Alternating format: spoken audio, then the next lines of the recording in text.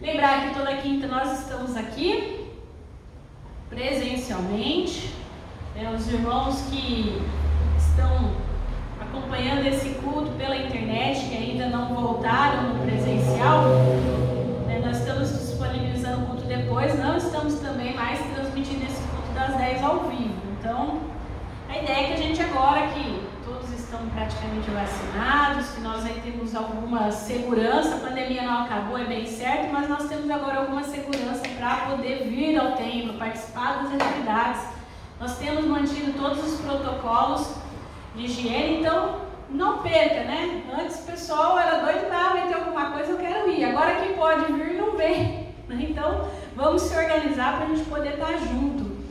E aí nós estávamos conversando aqui, né? Deus já tinha colocado no nosso coração e eu queria convidar você então a participar do culto especial, o último domingo desse mês, é o primeiro domingo do Advento. Nós começamos aí a pensar no Natal, então a partir do dia 29 de novembro, nós vamos fazer o nosso culto das primícias, né? Nós celebraremos juntos o dia de ação de graças e o que a gente estava esperando há muito tempo. Traga para esse culto um pão, uma fruta, um bolo e depois a gente vai poder comer junto. Vamos poder fazer aquele café, oh glória a Deus!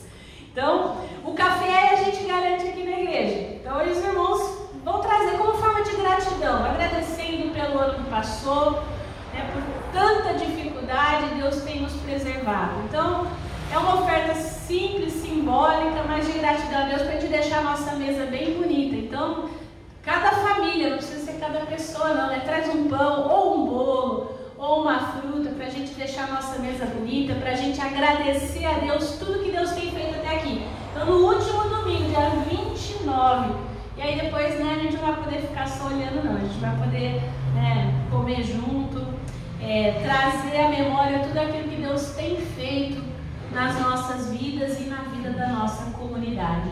Então, João, capítulo 10, para a nossa meditação nessa manhã. Capítulo 10, nós vamos ler, é um texto bem conhecido.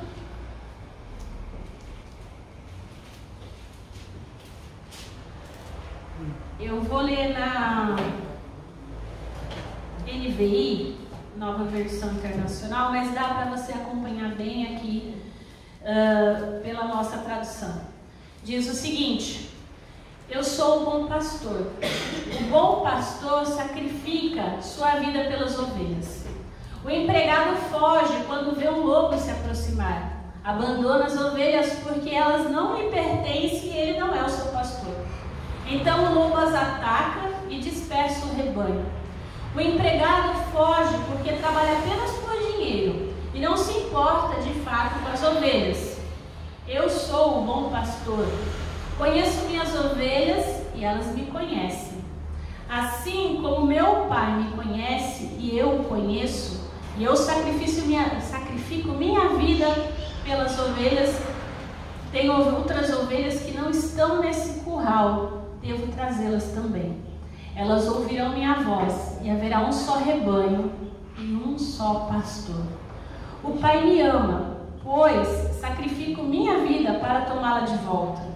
Ninguém a tira de mim, mas eu mesmo a dou. Tenho autoridade para entregá-la e também para tomá-la de volta, pois foi isso que o meu Pai ordenou. Palavras do Senhor. Antes de nós pensarmos sobre esperança, que é o tema da nossa série esse mês, eu gostaria de fazer 6 observações contextuais desse texto, para a gente entender algumas coisas. Primeiro, Jesus chama a si mesmo de um bom pastor. Olha aí no verso 11, eu sou o bom pastor. No verso 14, eu sou o bom pastor. Jesus está pensando em si aqui como um cumprimento de Ezequiel 34, de 22 a 24, onde Deus fala a Israel: portanto salvarei meu rebanho e ele não será mais maltratado. Julgarei entre um animal e outro do rebanho. Porei sobre as ovelhas um pastor, meu servo Davi. Ele as alimentará e será o seu pastor. Eu, Senhor Deus, serei o seu Deus, e meu servo Davi será príncipe no meio do meu povo. Eu, Senhor, falei. Esse é o texto de Ezequiel. O rebanho de Deus em questão é Israel. Deus prometeu colocar seu servo Davi sobre eles para ser o seu pastor. E ele fala de ter que julgar entre ovelhas e ovelhas, no verso 22. E isso nos leva à segunda observação.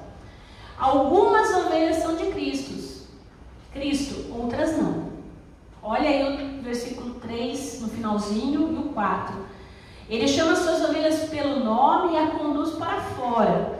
Depois de reuni-las, vai adiante delas, e elas o seguem porque conhecem a sua voz. Agora o 14. Eu sou o bom pastor, conheço minhas ovelhas, e elas me conhecem. Em outras palavras, nem todas as pessoas no rebanho de Israel realmente pertenciam a Cristo. Algumas eram ovelhas, algumas não eram ovelhas. A terceira observação: o pai deu suas ovelhas ao filho. Olha o verso 29, que nós não lemos, mas olha lá embaixo, no capítulo 10 ainda. Meu pai as deu a mim, e ele é mais poderoso que todos. Ninguém pode arrancá-las da mão do meu pai. Essa é a maneira de Jesus falar sobre eleição. Deus escolheu um povo para si. Esse é o conceito de eleição, que nós chamamos de doutrina da eleição. Deus escolheu, Ele elegeu um povo para si. Então, são as ovelhas eleitas do Senhor. Então, Ele entrega essas ovelhas ao Filho, para que elas possam ser salvas pela fé em Jesus Cristo, na vida e na obra de Cristo Jesus. Sua vida, sua morte, sua ressurreição. Nós podemos ler a mesma coisa de uma forma ainda mais clara em João 17, verso 6, onde Jesus diz ao seu Pai: eu revelarei teu nome àqueles que me deste do mundo. Eles sempre foram seus. Tu os deste a mim e eles obedecem a minha palavra. Assim, Jesus pode falar com confiança sobre algumas ovelhas. Algumas ovelhas entre o rebanho de Israel, que são definitivamente dele, são de Jesus. Porque as primeiras pertencem ao Pai por eleição. E depois elas são dadas ao Filho para a salvação. Eles sempre foram teus, é o que ele afirma aí no texto. Tu deste essas ovelhas a mim, a fim de obedecerem a tua palavra. Quarta observação: Jesus as chama pelo nome e ela segue. Olha o verso, eu vou repetir o mesmo verso, o finalzinho do 3. Ele chama suas ovelhas pelo nome e as conduz para fora.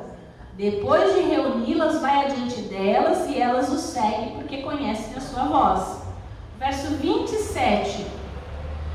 Está mais para baixo. Minhas ovelhas ouvem a minha voz e eu as conheço e elas me seguem. Deixa eu ver se eu não falei referência errada. Não, é isso mesmo. É o capítulo 10, aí no verso 27. Achei que eu tinha anotado o número errado. Ou seja, ele separa ovelha de ovelha, como Ezequiel falou lá na profecia, chamando essas ovelhas pelo nome. Quando ele chama, as ovelhas reconhecem sua voz e eles o seguem. Eu não sei se você já viu na internet um videozinho de um pastor chamando ovelha. De verdade, ovelha de verdade. Tem um campo assim, eu vou mandar depois no YouTube, mas é assim, é um negócio impressionante. Chega uma pessoa lá, qualquer pessoa e chama, minhas ovelhas. Na hora que chega o pastor, mas elas vêm que nem uma louca, descer naquele campo e se junta tudo no pastor. Ou seja, as ovelhas, elas conhecem, elas reconhecem a voz do pastor. Elas se reúnem como rebanho. E é interessante aqui porque se as ovelhas reconhecem, sabem quem elas são, elas se reúnem como um novo rebanho. E aqui, para você saber, esse novo rebanho, o verdadeiro Israel, somos nós, a Igreja de Cristo. Então não deixa de ver a essência desses versículos. Ser uma ovelha de Cristo permite que você e eu respondamos ao chamado dele. Por quê? Porque nós reconhecemos a voz dele. Não é o contrário, né? Responder ao chamado dele não faz da pessoa simplesmente uma ovelha. Porque esse talvez seja o ponto mais ofensivo desse capítulo. Porque tira do incrédulo a presunção que a determinação final da sua vida está no poder dele. Não é eu quem decido ouvir. Olha só o versículo 26. Mas vocês não creem em mim porque não são as minhas ovelhas.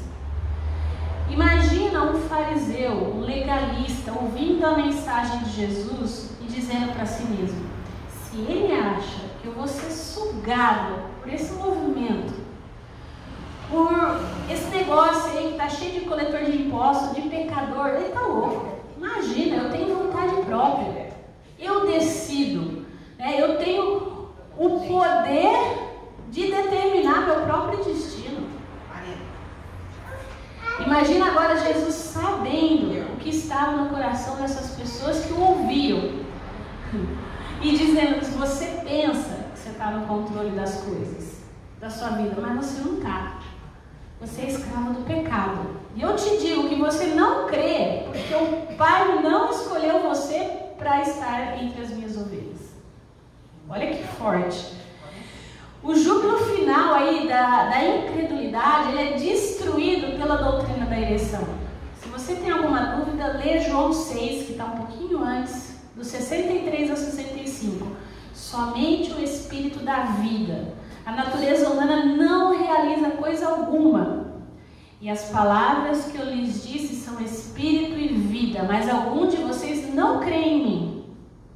Pois Jesus sabia desde o princípio quem não acreditaria nele, quem iria traí-lo. E acrescentou: por isso eu disse que ninguém pode vir a mim, a menos que o Pai o dê a mim. Trocando em miúdos, aquele a quem Deus escolheu, ele também deu ao Filho. E aquele a quem ele deu ao Filho, o Filho também chamou.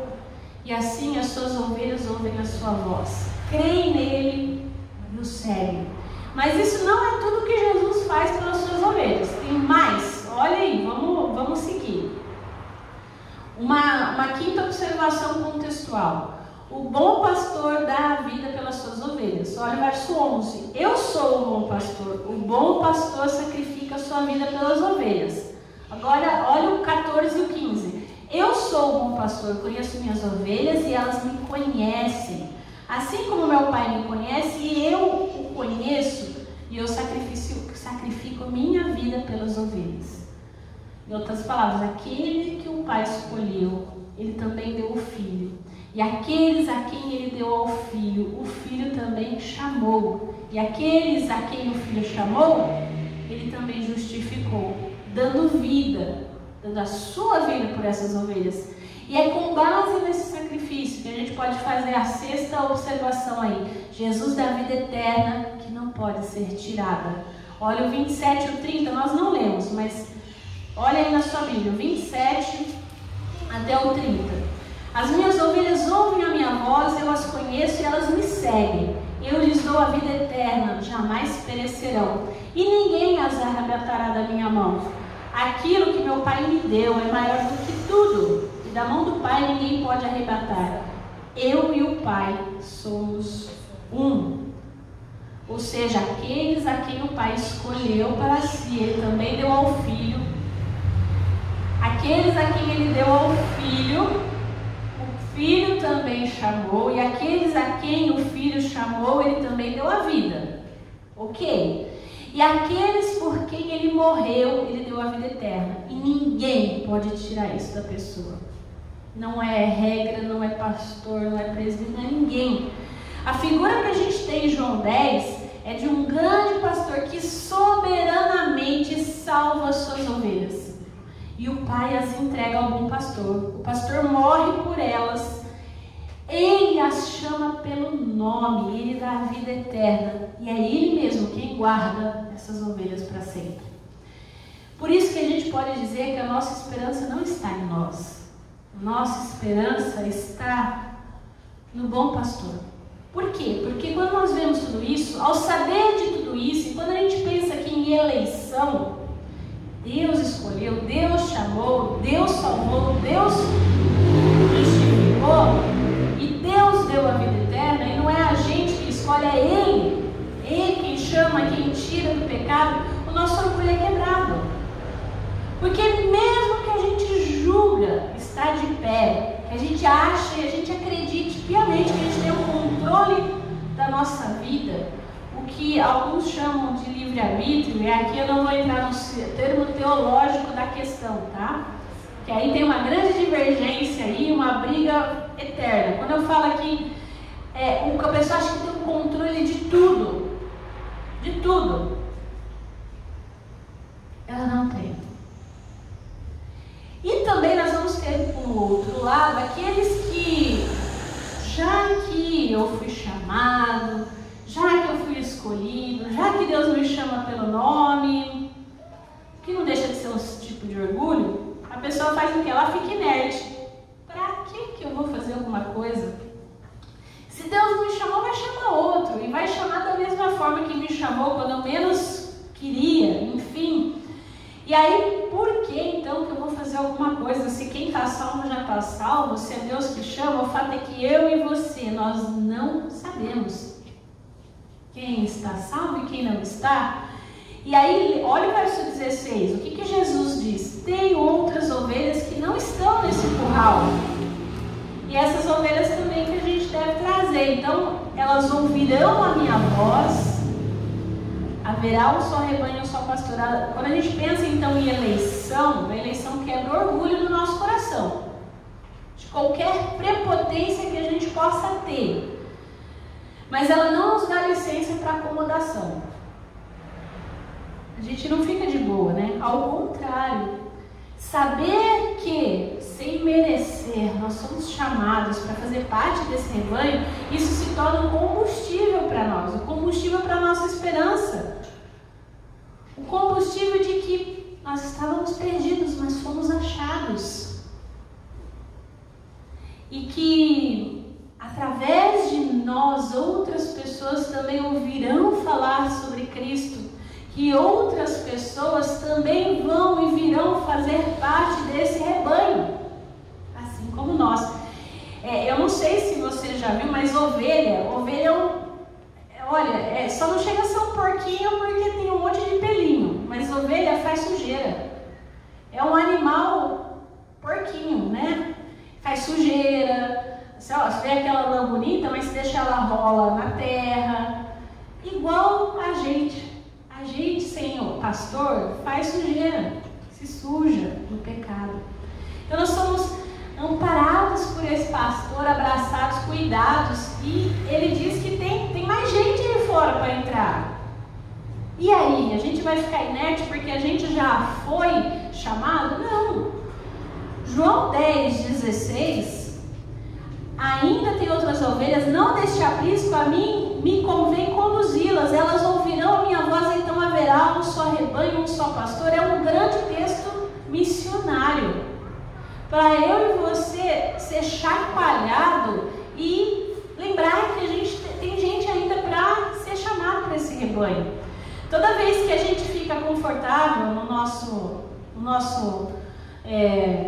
cafofinho, né, no nosso curralzinho, Cristo vem com um espinho na almofada, no conforto dos crentes, e diz: olha, eu tenho mais ovelha que não estão nessa igreja, e aí? E também não estão em igreja nenhuma, eu quero que vocês vão buscar elas. O que você está fazendo? Mas esse texto é muito mais do que um estímulo, ele também é carregado de esperança e de poder para alicerçar a nossa esperança na vida eterna. Afinal, como a gente já disse, a figura que a gente tem aqui em João 10 é de um grande e poderoso pastor que soberanamente salva as suas ovelhas. O Pai as entrega ao bom pastor, ele morre por elas. Ele as chama pelo nome, eu e você, pelo nosso nome. Nós o seguimos, ele nos dá a vida eterna e ao mesmo tempo ele nos guarda para sempre. Esse texto é um alicerce para a nossa esperança de cumprir com sucesso a missão que Ele nos deu para cumprir nesse mundo, de ir buscar e salvar os perdidos, de ir e fazer discípulos de Jesus a todos os povos, tribos e nações. A gente pode confiar, porque quando a gente sai em busca das ovelhas de Deus e a gente fala do que Deus tem feito na nossa vida, não é a nossa voz que essas pessoas vão ouvir, é a voz de Cristo chamando elas pelo nome. A comunidade que hoje aqui se reúne em oração, que celebra a vida como dádiva de Deus, se revigora, se redescobre. E a gente lembra que a gente não foi chamado só para essa vida. Se Ele diz que Ele nos dá a vida eterna e mais, que Ele nos guarda até que essa vida eterna seja então consumada, nós podemos nos fortalecer em comunhão, em partilha, em solidariedade. É na comunidade em que nós nos doamos e nós nos colocamos a serviço da vida. É quando nós nos encontramos, que nós sabemos a necessidade do outro, que a gente pode realmente alicerçar o outro em esperança e lembrar que tudo que a gente passa não é o fim. Enfim, Jesus é o pastor exemplar, aquele que cuida e empenha a vida pelas suas ovelhas.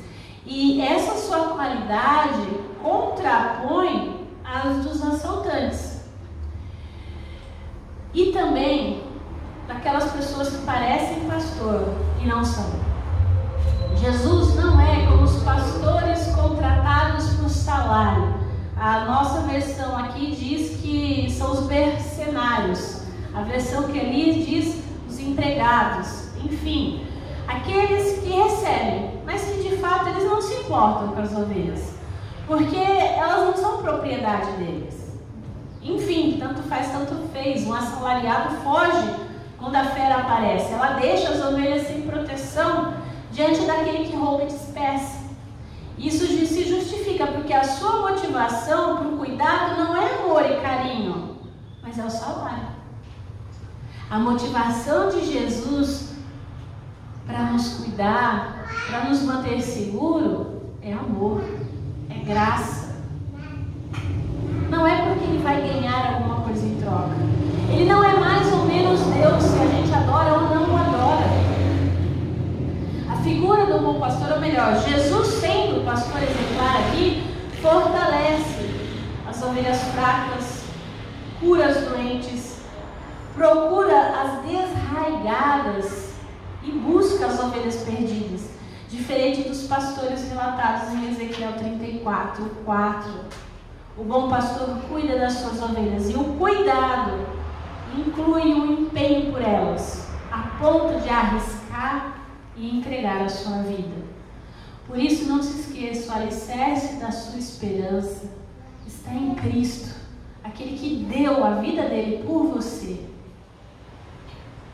Ele deu a vida e, como ele mesmo disse, ele a resgatou de volta. A morte não tem poder sobre ele. E é por isso que a gente pode confiar nele e saber que nós temos a vida eterna. Jesus foi um ser humano de cuidado. Ele mesmo se autodenomina como aquele que serve, como diácono, né? E servir inclui cuidado. Aquele que serve e cuida. Jesus mostrou um cuidado especial com os pobres, com as mulheres, com os famintos, com os discriminados, com os doentes, todos aqueles que na sua época eram discriminados. O cuidado para com essas pessoas, descrito nos evangelhos, nos lembra que é Jesus quem cuida, através de palavras, de ações. E ele demonstra afeto, misericórdia, amor, respeito, atenção, zelo, acolhimento, valorização do ser humano, sensibilidade com a dor, preocupação com a vida. Enfim, Jesus cuida do ser humano, de cada um de nós. Jesus teve um cuidado integral com a vida do ser humano.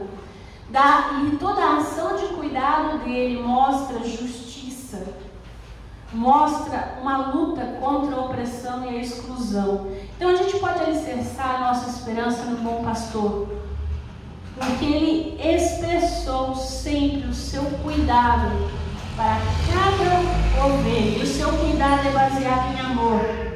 E a fonte desse amor é o Pai. Esse ama Jesus, ele mesmo disse, o Pai me ama. E Jesus ama os que são do Pai, porque o Pai mesmo os deu. Então, não é só Jesus quem cuida. Eu e você, como cristãos, somos chamados a cuidar, a expressar esse amor que nós recebemos. Então, todas as vezes que nós anunciamos, que nós falamos desse Cristo para aqueles que não conhecem, nós somos aquelas que anunciam a essas ovelhas que não são desse aprisco, que olha, tem um pastor, tem um bom pastor que cuida das suas ovelhas. Jesus, ele realiza aqui o que a gente chama de unidade escatológica. Lembra que escatologia são as coisas do fim. Porque o carinho, o cuidado, a salvação do bom pastor não estende-se apenas às ovelhas da casa de Israel, daqui, que é o que o texto diz, desse aprisco. Ele abre isso para as ovelhas dispersas, os chamados gentios. Por isso chegou até nós. E por causa disso nós podemos fazer parte, então, e poder dizer que nós somos um só rebanho e temos um só pastor. Jesus aprofunda o mistério do amor e do pastor bom e fiel. E a fonte desse amor é o Pai. E esse Pai ama o Filho e o Filho nos ama. Portanto, o alicerce da nossa esperança está em sermos chamados de ovelhas de Cristo. O alicerce da nossa esperança está em saber que Ele nos chama pelo nome. Ele escolheu, Ele chamou. Nós não temos mérito nenhum nisso. É Ele quem nos chama, quem nos redime. E mais, quando todas as ovelhas de Cristo tiverem ouvido e crido, a Bíblia diz que o fim vai chegar. E todas essas coisas, tudo que a gente conhece vai ser redimido, que os reinos dessa terra serão reinos do nosso Senhor e do seu Cristo. Portanto, não desperdice a sua vida. Abra a sua boca, torne-se a voz também do soberano pastor. Ninguém vai arrancar, ou vai te arrancar, ou vai arrancar quem quer que seja das mãos do bom pastor. Algumas ovelhas podem estar meio perdidinhas aí, mas Deus traz de volta. Deus chama. Então as ovelhas dele sempre vão ouvir a sua voz. E pelo Evangelho vão sempre ser chamadas de volta. E nessa maravilha de serem chamadas de volta, isso é maravilhoso, nós vamos cantar um hino que diz um pouquinho sobre isso. Nós vamos dizer, nós separamos para esse final, né? Achei um bom amigo. E é maravilhoso que nós não somos apenas, vamos pensar assim então, né, como a gente fala para as crianças, ovelhinhas do Senhor. Mais que isso, Ele nos chama para sermos amigos. E nós vamos cantar isso. Ele é o alicerce da nossa esperança. Então vamos louvar, vamos bendizer ao Senhor e depois nós vamos orar.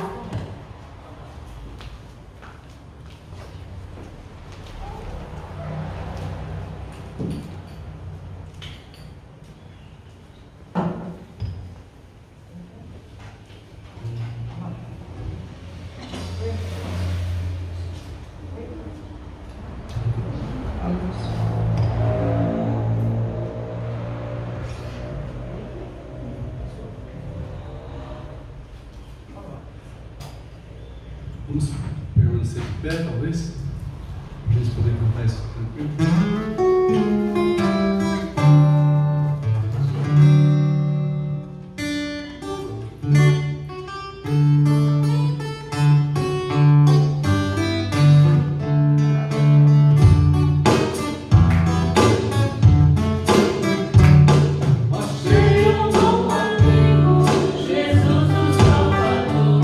Escolhido nos milhares para mim.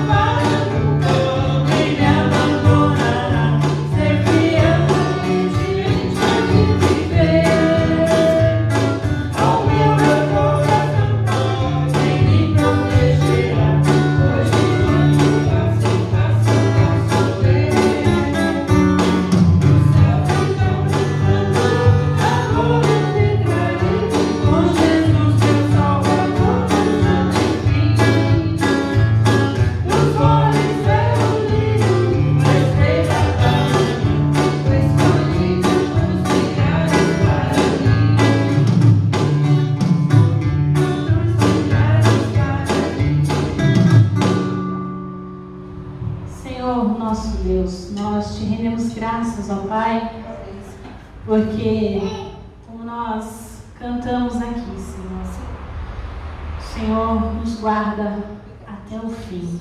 O Senhor nos purifica e guarda até o fim. Obrigada porque o Senhor é o consolador amigo. O Deus que se fez ser humano como nós, o bom pastor, que nos chama pelo nome. Obrigada, Senhor. Maravilhoso Deus, querido Pai, nós somos gratos a Ti. Obrigada, porque nada tínhamos que atraísse a Ti, mas o Senhor mesmo assim nos chamou. Nós somos gratos pelo Teu imenso amor e a Tua graça. Nós somos gratos a Deus porque nos chamaste para viver nessa comunidade. Obrigada, Senhor, porque em tudo nós podemos dar graças. Te pedimos, Senhor, nessa hora que o Senhor console as pessoas e famílias enlutadas do nosso Brasil. Pedimos que o Senhor cuide dos doentes, anima e fortalece aqueles que estão sem energia. Abençoa, Senhor, cada um que aqui está nessa hora. Que nós possamos sair daqui, Senhor, recarregados, lembrando que o alicerce da nossa esperança nos dá a vida eterna. Obrigado, Jesus. Nós colocamos diante de Ti, Senhor, esta obra de forma especial e pedimos, manda trabalhadores para essa obra, Senhor. Manda pessoas, Senhor. Capacita-nos, ó Deus, a chamarmos aqueles, ó Pai, que não estão nesse curral para que venham e Te sirvam com alegria. Colocamos diante de Ti nessa hora também, Senhor, a vida dos nossos queridos idosos. Abençoa a Dona Heloína, o Seu Pedro. Te pedimos pela recuperação do Rodrigo, Senhor. Também clamamos pelos pastores da nossa comunidade, seja com o reverendo Valdinei, com o Andresse, com a minha vida, Pai. Abençoa a nossa cidade, nós clamamos a Deus. Te pedimos, Senhor, pelo fim dessa pandemia, pelos cristãos perseguidos no mundo inteiro. E clamamos de forma especial por cada um que está aqui, pela sua vida com Deus, pelas suas famílias, ó Deus, pelas suas finanças, pelas suas emoções, pela sua saúde física, Senhor. Protege cada um, Senhor. Ouve as nossas orações, Senhor. Nelas nós abrimos o nosso coração e aquilo que nós não conseguimos expressar em palavras, nós entregamos diante de Ti, através da oração que o Teu Filho Jesus nos ensinou, dizendo: Pai nosso, que estás nos céus, santificado seja o Teu nome. Venha o Teu reino, seja feita a Tua vontade, assim na terra como nos céus. O nosso de cada dia nos dai hoje, perdoa as nossas dívidas, assim como nós perdoamos os nossos devedores. Não nos deixes cair em tentação, mas livra-nos do mal. Pois Teu é o reino, o poder e a glória para sempre.